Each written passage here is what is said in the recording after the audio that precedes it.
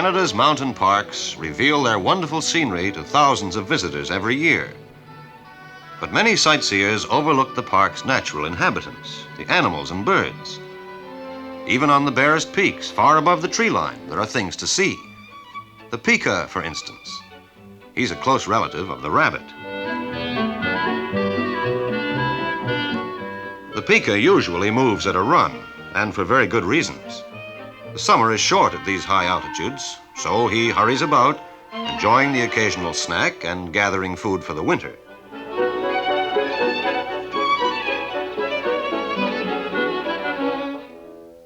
The marmot, that's a ptarmigan in the foreground, shares the same type of terrain with the pika, but they don't quarrel about the food supply. The marmot prefers grubbing for roots, while the pika likes leaves and flowers.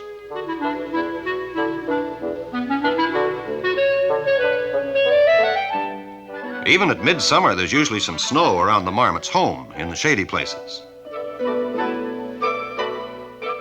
The ptarmigan keeps about his business, even when a golden-mantled ground squirrel darts away underneath his nose. This squirrel looks like the familiar chipmunk of eastern Canada, but he has no stripe on his head. Whatever these small creatures may be doing, they must keep an eye out for their natural enemies. Soaring on the air currents, the golden eagle watches the mountain for the slightest movement.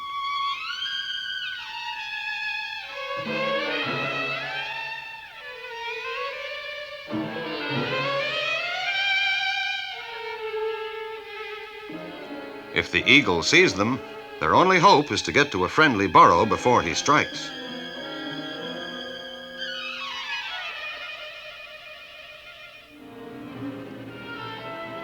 Looks as if the eagle's missed his chance this time.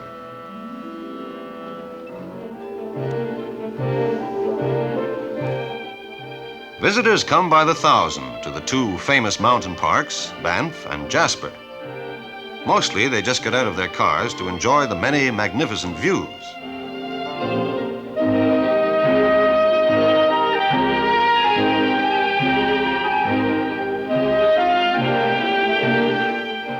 It's not enough to make a hasty stop and glance around if they want to see some wildlife. Animals are usually suspicious of noise and shouting. Piling back into their car, this family concludes that the woods and mountains are deserted, except for their fellow tourists. But nothing could be further from the truth.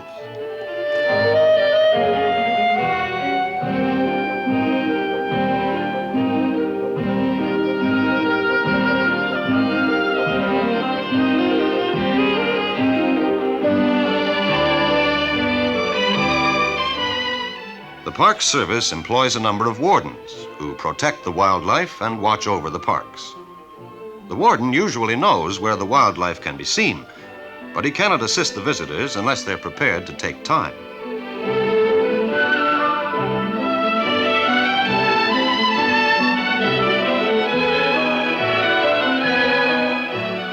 As he goes about his job, the warden keeps a close watch on the comings and goings of the wildlife.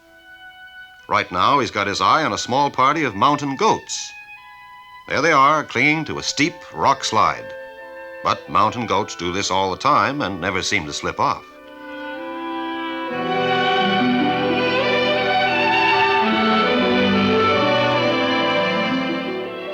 Fed by melting snows and glaciers, tumbling waters flow into deep valleys and become swift-running streams. Here we find a remarkable bird, the dipper. The dipper's food is small insects which live on the bottom of the stream, so he just jumps in and walks along underwater looking for them. No one knows why he performs those odd knee-bending exercises.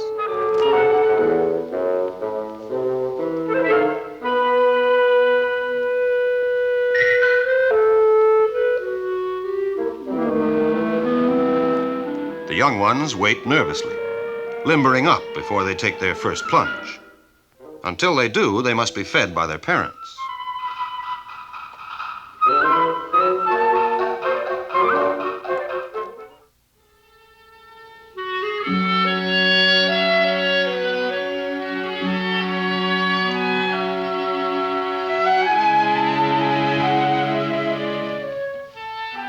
Further down the valleys, the streams broaden into turbulent rivers. And here the Harlequin Ducks find their food and some amusement.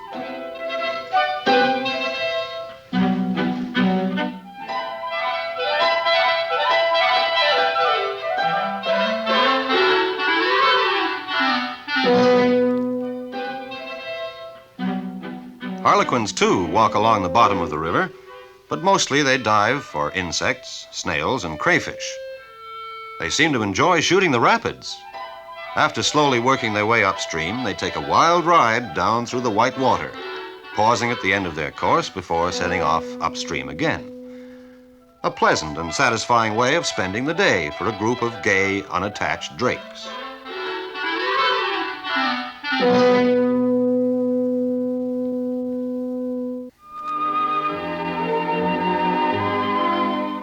If there's a black bear about, you won't need binoculars to study him. Don't try to make friends with bears or feed them. They're quite unpredictable and can be dangerous. In wild state, the black bear likes a varied diet, anything from ants' eggs to a small deer.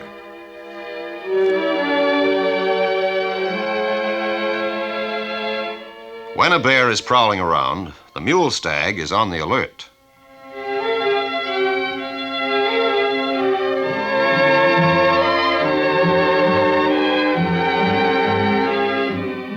The doe watches quietly, suspicious of the bear. One of her fawns, with spring-heeled jumps, scampers away from danger.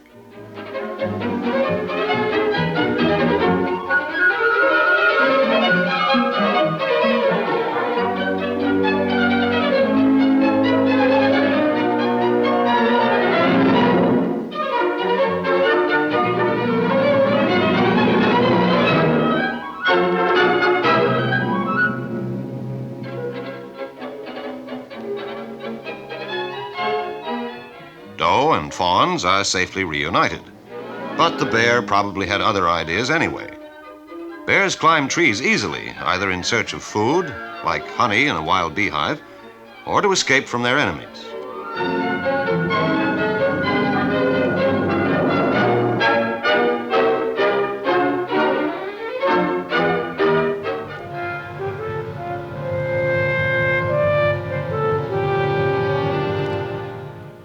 The Elks Antlers can be nearly 5 feet across. Stags are best seen in the fall when they come down from the higher slopes. Then they use their antlers in fierce battles with other stags. Nearby, the badger prowls about his daily business. A mouse or a gopher might make his evening meal. Or what about a Columbia ground squirrel? If the badger happens to dive into his burrow, the squirrel will have to make a quick exit. So he keeps a close watch on his enemy.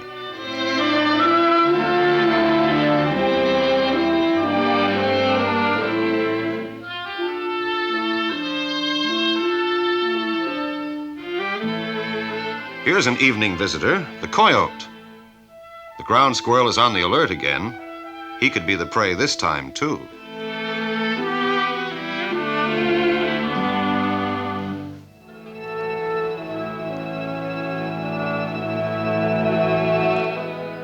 Largest mammal of the mountain parks, the bull moose, sets off for a day's foraging. He's big, but quite peaceful most of the time. He leaves his cow and calf by themselves during the summer, and at noonday we find them calmly grazing on luxurious water plants.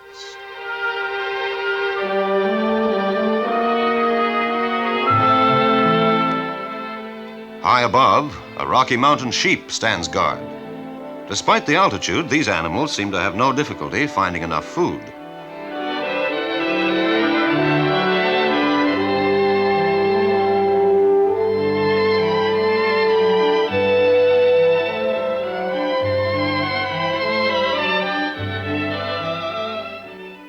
Even on the narrowest ledges, the ewes handle routine domestic chores with apparent ease.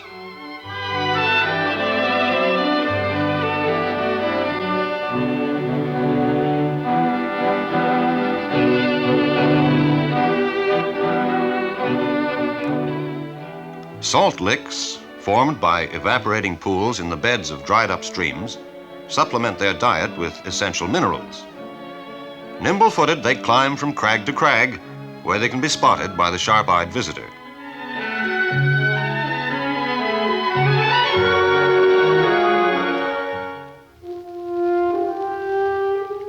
Camping out is one of the best ways to become acquainted with the park's inhabitants.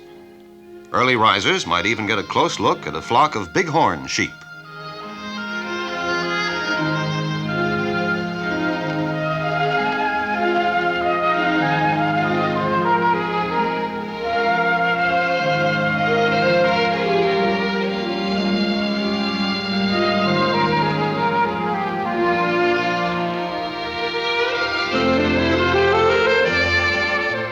The children, as long as they keep quiet, may catch rare glimpses of these strange animals, which are usually quite fearless in their protected areas.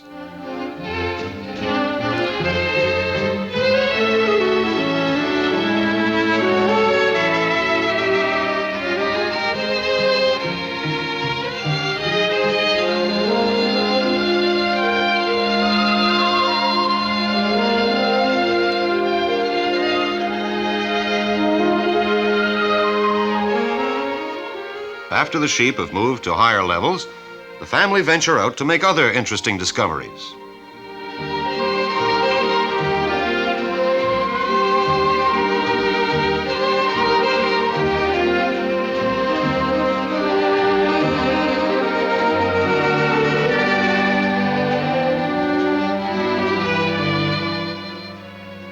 Animals are as curious as humans. Sensing no harm, the ground squirrel will perhaps come closer or continue his morning wash and brush up.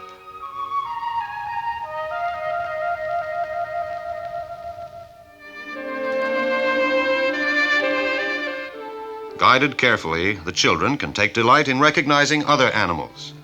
There's the pika again, and in observing the way they live. The reward of patience is a closer and more intimate look at the fascinating world of nature.